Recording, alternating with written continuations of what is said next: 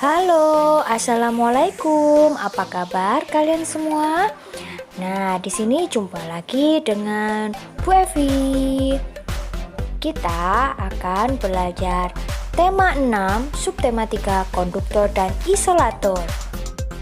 Nah, sebelum lanjut ke video pembelajarannya, jangan lupa klik subscribe-nya, klik loncengnya, dan tekan tombol like. Nah, ada bermacam-macam bahan-bahan penghantar panas. Yang pertama yaitu konduktor. Konduktor yaitu benda yang dapat menghantarkan panas dengan baik. Contohnya seperti berbagai jenis logam, bisa besi, baja, seng, tembaga, aluminium, kaca, air, dan juga udara. Oke, kita lanjut yang kedua yaitu semikonduktor. Semikonduktor yaitu benda yang sedikit dapat menghantarkan panas. Nah, ini berada di tengah-tengah antara konduktor dan isolator. Contohnya seperti germanium, silikon yang biasanya digunakan pada komponen elektronik. Next, kita lanjut pada isolator. Isolator yaitu benda yang tidak dapat menghantarkan panas. Contohnya seperti plastik, kayu, kain. Penggunaan konduktor dan isolator dalam kehidupan sehari-hari. Berikut contohnya. Coba perhatikan penggorengan dan panci berikut ini. Ada bahan yang bersifat sebagai konduktor dan ada bahan yang bersifat sebagai isolator. Bahan konduktor berguna untuk menghantarkan panas dari api dan memanaskan masakan yang ada di dalamnya. Nah, pada pegangan panci dan wajan terbuat dari bahan isolator yang berguna agar tangan kita tidak terasa panas saat memegangnya. Setrika juga memanfaatkan isolator dan konduktor. Alat setrika terbuat dari logam yang bersifat sebagai konduktor.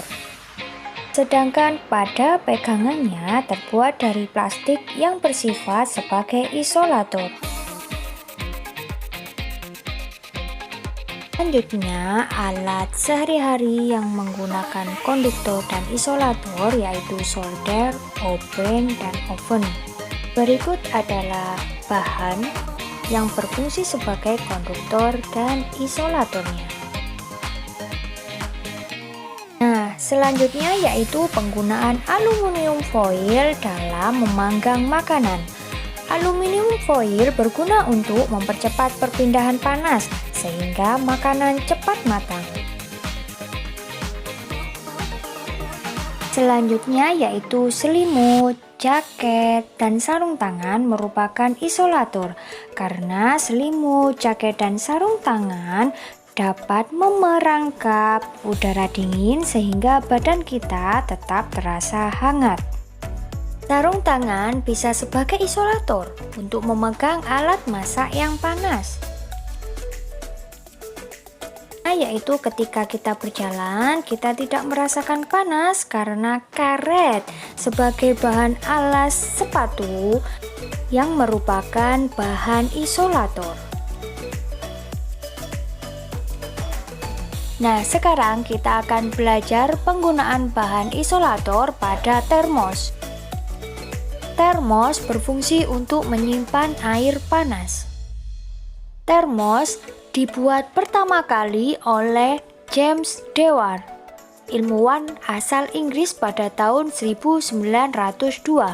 Ia membuat botol hampa udara dari kaca untuk menjaga minuman bayinya tetap hangat meskipun pada musim dingin. Nah, apakah kalian tahu mengapa termos bisa menyimpan air panas lebih lama? Yuk kita belajar bagian-bagian termos. Bagian termos yang pertama yaitu dinding dalam dari kaca berlapis perak, yang fungsinya untuk mencegah perpindahan panas secara radiasi. Yang kedua yaitu ruang hampa udara atau vakum. yang berfungsi untuk mencegah perpindahan panas secara konduksi dan konveksi. Dan yang ketiga yaitu penutup atau sumbat yang terbuat dari gabus atau karet, yang berfungsi untuk mencegah peristiwa perpindahan panas secara konveksi. Oke anak-anak, untuk menambah pemahaman, kali ini Ibu akan kasih evaluasi ini untuk kalian.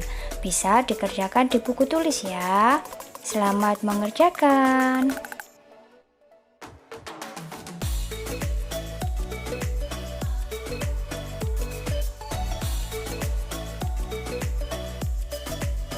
Alhamdulillah, selesai sudah pembelajaran kita kali ini. Tetap semangat belajar di rumah, tetap jaga kesehatan, dan wassalamualaikum warahmatullahi wabarakatuh.